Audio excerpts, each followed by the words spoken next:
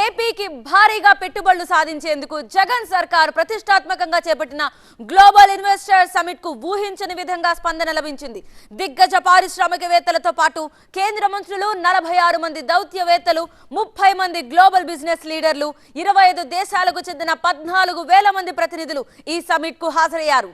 ఏపీకి 13 లక్షల కోట్ల పెట్టుబడులు వస్తున్నాయని ప్రకటించారు ముఖ్యమంత్రి జగన్. మొత్తం 340 పెట్టుబడుల ప్రతిపాదనలు వచ్చాయని, అందులో 92 ఎంఓఏలు కుదుర్చుకుంటున్నామని చెప్పారు సీఎం. తొలి రోజు ఎన్ని పెట్టుబడులు, ఎన్ని కంపెనీలు, ఎన్ని ఉద్యోగాలు, ఎన్ని ఒప్పందాలు జరిగాయో ఒకసారి డీటెయిల్డ్ గా చూద్దాం.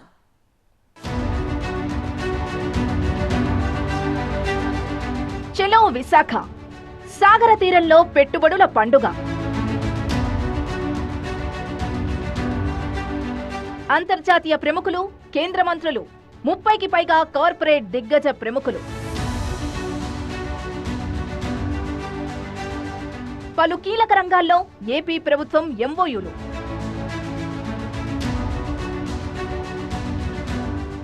$13 లక్షల కోట్లతో పెట్టుబడులు, 6 లక్షల మందికి ఉద్యోగాలు.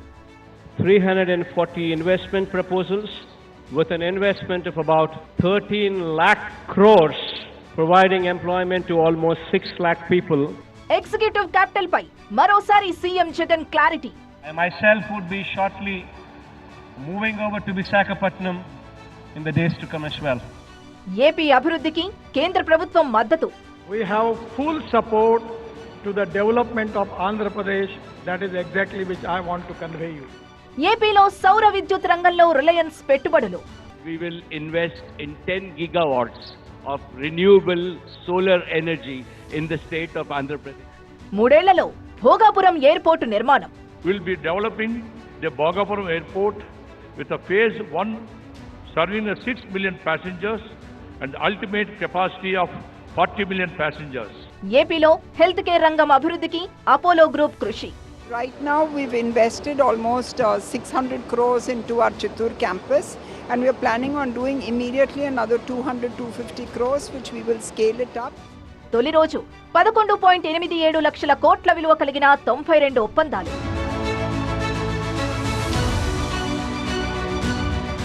ఏపీకి భారీగా పెట్టుబడులు సాధించేందుకు జగన్ సర్కార్ ప్రతిష్టాత్మకంగా చేపట్టిన గ్లోబల్ ఇన్వెస్టర్ సమిట్ కు విశేష స్పందన వచ్చింది. దిగ్గజ పారిశ్రామికవేత్తలతో పాటు కేంద్ర మంత్రులు, 46 దౌత్యవేత్తలు, 30 మంది గ్లోబల్ బిజినెస్ లీడర్లు, 25 దేశాలకు చెందిన 14,000 మంది ప్రతినిధులు ఈ సమిట్ కు హాజరయ్యారు. రిలయన్స్ ఇండస్ట్రీస్ అధినేత ముఖేష్ అంబానీ, జిఎంఆర్ గ్రూప్ అధినేత జి మల్లికార్జునరావు, సైయంట్ అధినేత Mohan Reddy, Adani port CEO Karan Adani, Aditya Birla group chairman Kumar Mangalam Birla, Tata group chairman Natarajan Chandrasekaran, Bharat Biotech executive chairman Krishna Ella, MD Suchitra ఎల్లా వంటి దిగ్గజాలు పెట్టుబడులు ప్రకటించారు. పలు కీలక రంగాల్లో ఏపీ ప్రభుత్వం ఎంఓయూలు చేసుకుంది.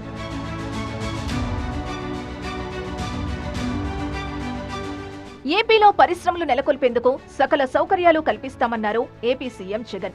ఎలాంటి అవసరం ఉన్నా ఒక్క ఫోన్ కాల్ చేస్తే తాము అందుబాటులో ఉంటామన్నారు.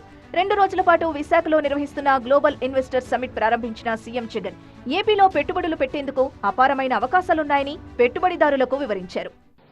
I'm extremely happy to host this event in Visakhapatnam, a city that has emerged as a strong economic hub with the presence of multiple public and private sector units, port-led infrastructure, a medtech zone, and a tourist hotspot. The city known not only for its industrial strengths, but also for its picturesque beauty and serene landscape.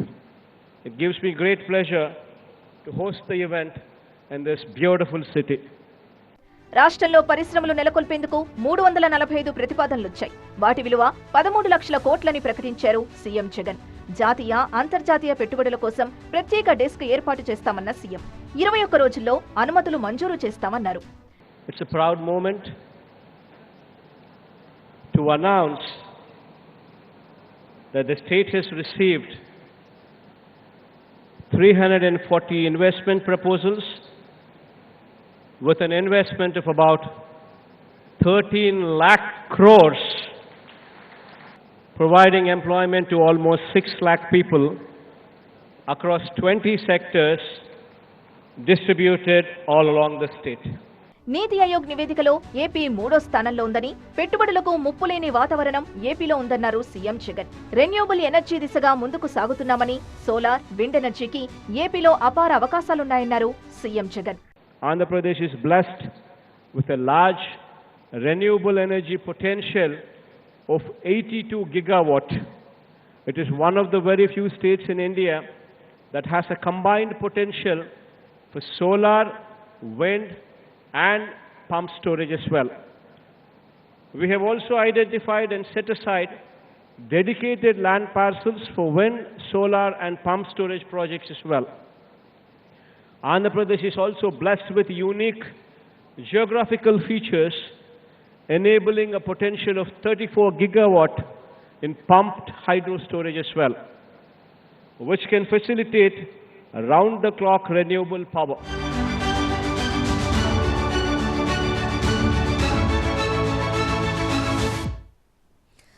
AP global investment కు భారీగా స్పందన వచ్చింది. ఏపీకి పెట్టుబడులు అయితే విల్లువిలా వచ్చిపడ్డాయి. So ఈ మొత్తం ఈ సమిట్ గ్రాండ్ సక్సెస్ అయింది కాబట్టి ఈ రోజు హైలైట్స్ కు సంబంధించి ఒకసారి మీకు డీటెయిల్ గా చూపించే ప్రయత్నం చేస్తున్నాం. మొదటగా మనం ఈ సమిట్ లో పెట్టుబడులు అయితే మాత్రం వెల్లువిలా పారాయి.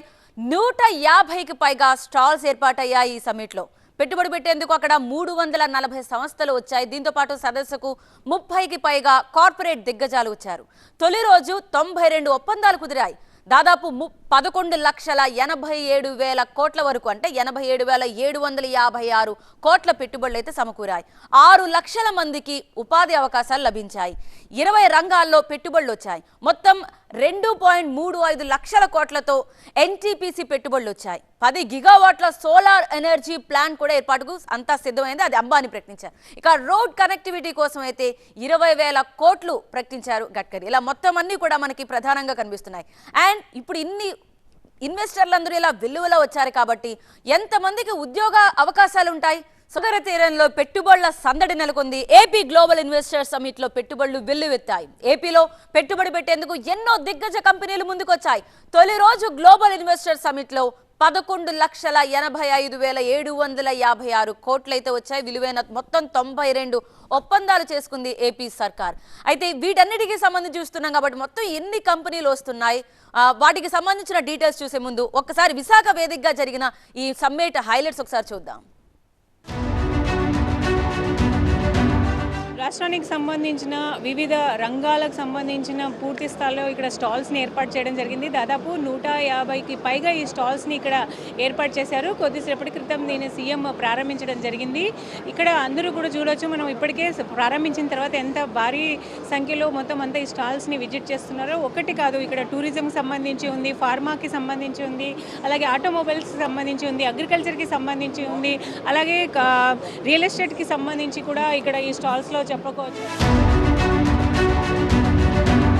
ఏపీ అభివృద్ధికి కేంద్రం పూర్తిగా సహకరిస్తుందని భరోసా ఇచ్చారు కేంద్ర మంత్రి నితిన్ గడ్కరీ. విశాఖ వేదికగా జరిగిన ప్రపంచ పెట్టుబడుల సదస్సులో గడ్కరీ ప్రసంగిస్తూ దేశంలో ముఖ్యమైన రాష్ట్రాల్లో ఆంధ్రప్రదేశ్ ఒకటని కితాబిచ్చారు. 3 పోర్టు ఆధారిత పారిశ్రామిక కారిడార్లు నిర్మాణంలో ఉన్నాయని, రాష్ట్రంలోని అన్ని పోర్టులను 4 లేన్ల రోడ్లతో నేషనల్ హైవేలకు కనెక్ట్ చేస్తామని ప్రకటించారు Gadkari. The 6 ports with a cargo handling capacity of 240 million metric ton is already there. The 4 new ports under development, and state has 3 port-led industrial corridors.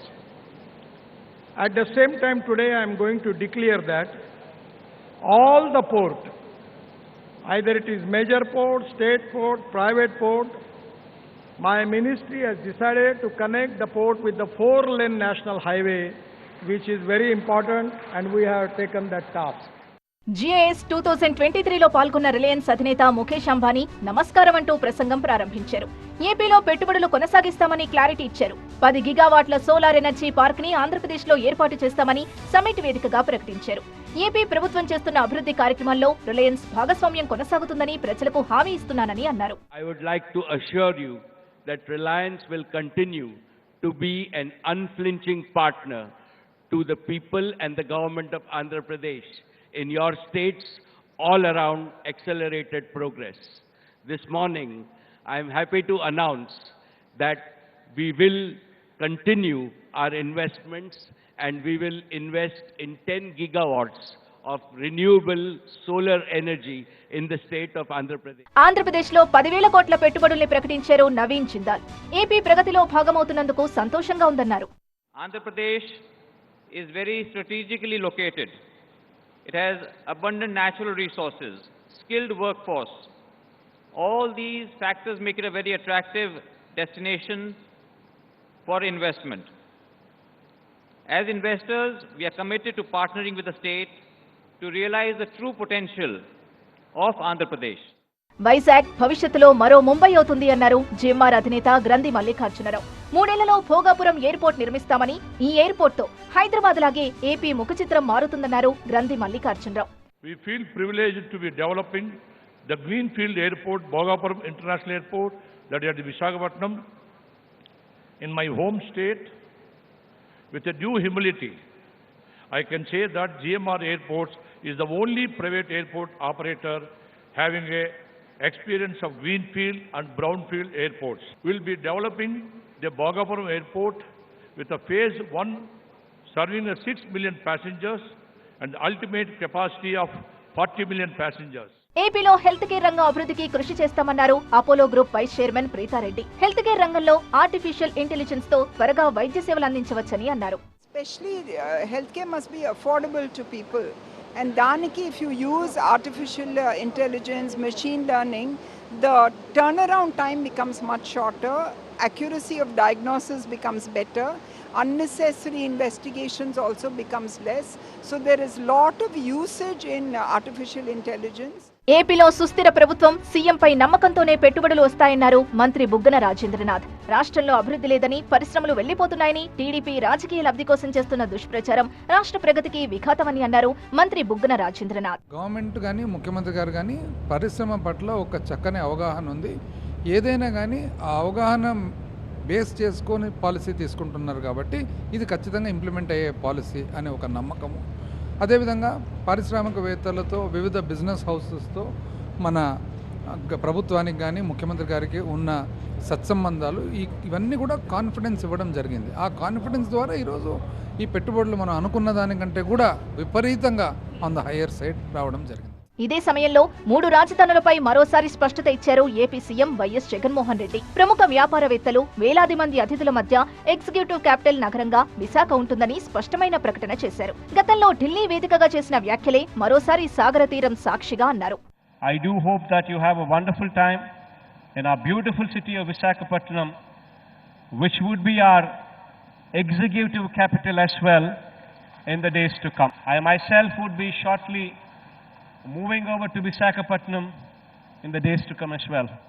జనవరి 31న ఢిల్లీలో గ్లోబల్ ఇన్వెస్టర్స్ సమిట్ సన్నాహక సమావేశం జరిగింది. అక్కడే విశాఖపై కీలక ప్రకటన చేశారు సీఎం వైఎస్ జగన్మోహన్ రెడ్డి. రానున్న రోజుల్లో ఎగ్జిక్యూటివ్ రాజధానిగా విశాఖపట్నం ఉంటుందని, త్వరలోనే తాను కూడా షిఫ్ట్ అవుతానంటూ సీఎం జగన్ అన్నారు. సీఎం ప్రకటన చేసిన వెంటనే అధికారులు కూడా అక్కడ అవసరమైన మౌలిక సదుపాయాలపై ఫోకస్ పెట్టారు. అయితే ప్రస్తుతం 3 రాజధానుల అంశం సుప్రీంకోర్టు పరిధిలో ఉంది. విశాఖపట్నం వేదికగా మనకి ఇన్వెస్టర్ మీటు చాలా సక్సెస్ఫుల్గా జరిగినట్టు చూడాలి. మొదటి రోజు హాఫ్ డేలో ఇక్కడికి వచ్చిన గెస్టులు కావచ్చు, ఇంక్లూడింగ్ రిలయన్స్ అంబానీ గారితో సహా నితిన్ గడ్కరీ గారు కానీ, జిఎంఆర్ కానీ, ఇలా ప్రతి ఒక్కరు కూడా ఇక్కడికి రావడం, వీళ్ళందరూ కూడా ఓపిక్గా ఇంతసేపు ఉండి అసలు స్టేట్లో గ్రోత్ అనేది ఎలా ఉండబోతుంది, గ్రోత్కి సంబంధించి ఎలాంటి పెట్టుబడులు పెట్టడానికి వాళ్ళకి వ్యూహాలు ఉన్నాయి, వీటన్నిటికి సంబంధించి కూడా చాలా క్లియర్గా, క్లుప్తంగా అందరూ మాట్లాడడం జరిగింది. ఏదేమైనప్పటికీ కూడా ఫస్ట్ డే అంటే గుడ్ స్టార్ట్ కింద మనం చూడాలి. ఎందుకంటే ఒకవైపేమో వరల్డ్ వైడ్ రెసిషన్ అనుకుంటున్నాం, మరోవైపేమో మనకి కొత్తగా పెట్టుబడులు పెట్టే కంపెనీలు కావచ్చు, ఇవన్నీ కూడా రోజు రోజుకి తగ్గుతున్నాయనే ఇది ఆందోళన కూడా మనకి భారతదేశం మొత్తం కనిపిస్తుంది. ఇలాంటి సమయంలో పెట్టుబడులు పెట్టడానికి ఈ వేదికను బేస్ చేసుకొని మనకి ఇక్కడికి పెట్టుబడిదారులు రావడం, వాళ్ళు వచ్చి కూడా కాన్ఫిడెంట్గా ఆంధ్రప్రదేశ్లో పెట్టుబడులు పెట్టడానికి మేము ముందుకు వస్తాం. ఎందుకంటే ఒకవైపు మంచినీరు, మరోవైపు సముద్రం, అంటే పోర్ట్ కనెక్టివిటీ కూడా బాగుంది. కాబట్టి రాబోయే రోజుల్లో భోగాపురం ఎయిర్పోర్ట్ ఇలాంటివన్నీ కూడా పెద్ద ఎత్తున డెవలప్ అయ్యే ఛాన్సెస్ ఉన్నాయి. అదే కాకుండా ఆంధ్రప్రదేశ్లో యువతకి ఎంప్లాయ్మెంట్ కల్పనలో కానీ, స్కిల్ డెవలప్మెంట్లో కానీ ఇలాంటి వాటిల్లో మేము చేయూతగా ఉంటాము అని చెప్పి అందరూ భరోసా ఇవ్వడం జరిగింది.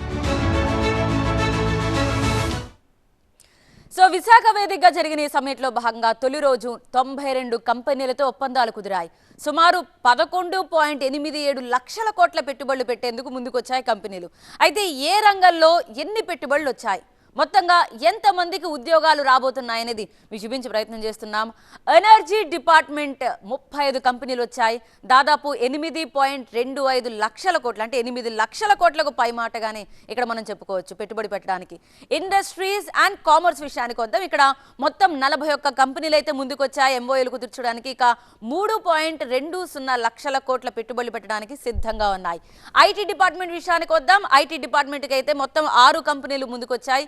ఇందులో 32,000 కోట్ల వరకు కూడా పెట్టుబడులు పెట్టబోతున్నాయి. టూరిజం డిపార్ట్మెంట్కి అయితే మొత్తం 10 కంపెనీలు ముందుకొచ్చాయి. 8,000 కోట్ల పెట్టుబడులతో రెడీగా ఉన్నారు. ఇలా మొత్తం 11.85 లక్షల పైమాటగానే మనం ఒకసారి చెప్పుకోవచ్చు. అయితే మొత్తం మీద అన్ని కనుక కుదిరితే దాదాపు 3,92,000 మందికి ఉద్యోగాలు లభించే అవకాశాలు స్పష్టంగా కనిపిస్తున్నాయి. సో గ్లోబల్ సమ్మిట్లో పాల్గొనేందుకు దేశ విదేశాల నుంచి ప్రముఖులు, పారిశ్రామికవేత్తలు వచ్చారు. కోట్లాది రూపాయల పెట్టుబడులు పెడుతున్నారు. మరి వాళ్లకు మన ఆతిథ్యం ఎలా ఉందో ఒకసారి చూపించాలి కదా. అందుకే అచ్చమైన ఆంధ్ర స్టైల్లో మెన్యూ కూడా సిద్ధం చేసింది ప్రభుత్వం. 3 ప్రాంతాల్లో ఫేమస్ గా ఉన్న వెజ్ అండ్ నాన్ వెజ్ వంటకాలతో వండివార్చింది. అతిథుల కోసం Andhra special menu. Advantage AP పేరుతో రాష్ట్ర ప్రభుత్వం ఎంతో ప్రతిష్టాత్మకంగా గ్లోబల్ ఇన్వెస్టర్స్ సదస్సు నిర్వహిస్తోంది. ఈ సమ్మిట్కి 35 మంది అగ్ర పారిశ్రామికవేత్తలు, దేశ విదేశాలకు చెందిన వ్యాపార ప్రతినిధులు, హై కమిషనర్లు తరలివచ్చారు. వారందరి కోసం ఆంధ్ర స్టైల్లో ఆంధ్ర వంటకాలు రెడీ చేసింది ప్రభుత్వం. రాయలసీమ రాగసింగటి నుంచి ఉత్తరాంధ్ర స్పెషల్స్ వరకు అన్ని వంటకాలు మెనూలో ఉన్నాయి. వెజ్, నాన్ వెజ్ రకాల మధ్యాహ్నం భోజనంలో బొమ్మిడాయల పులుసు, గుంటూరు కోడి వేపుడు, రొయ్యల masala, mutton curry, chicken pulao. ఇక వెజ్ రకాల్లోకి వస్తే మష్రూమ్, క్యాప్సికమ్ కూర, aloo garlic fry, cabbage matar fry, veg pulao, రోటీ, కుల్చా, పనీర్ బటర్ మసాలా, మెంతి కూర, కార్న్ రైస్, మిర్చికా సాలన్, టమాటా పప్పు, బీట్రూట్ రసం, ఉలవచారు, మజ్జిగ పులుసు, గోబీ ఆవకాయ, నెయ్యి, వడియాలు, ద్రాక్ష పండ్ల పచ్చడితో ఆతిథ్యమిచ్చింది. అలాగే cut fruits, ice cream, pastry, కాలా జామున్స్ కూడా ఉన్నాయి. ఇక శనివారం లంచ్లో రష్యన్ సలాడ్స్, వెజ్ సలాడ్స్తో పాటు రుమాలీ రోటీ, బటర్ నాన్ కూడా ఇస్తారు. నాన్ వెజ్ రకాల్లో ఆంధ్ర చికెన్ కర్రీ, చేప ఫ్రై, గోంగూర, రొయ్యల కూర, ఎగ్ మసాలా, మటన్ పలావ్. ఇక వెజ్ ఐటమ్స్లో వెజ్ బిర్యానీ, కరివేపాకు రైస్, కడాయి పనీర్ కూర, క్యారెట్ బీన్స్ కొబ్బరి ఫ్రై, వంకాయ మెంతికారం, బెండకాయ జీడిపప్పు ఫ్రై, పప్పుచారు, మిరియాల రసం, మజ్జిగ పులుసు, ఉలవచారు ఉండబోతున్నాయి. వీటితో పాటు cut fruits, ice cream, brownie, gulab jamun, double ka meetha ఇస్తారు. ఉదయం అల్పాహారంలో ఇడ్లీ, వడ, టమాటా బాత్, హాట్ పొంగల్. ఇక ఉదయం స్నాక్స్లో plum cake, dry cake, veg bullets, muffins, spring rolls. సాయంత్రం స్నాక్లో cookies, cheese balls, dry fruit cake, cut mirchi బజ్జీలు, టీ కాఫీలు కూడా ఏర్పాటు చేస్తారు.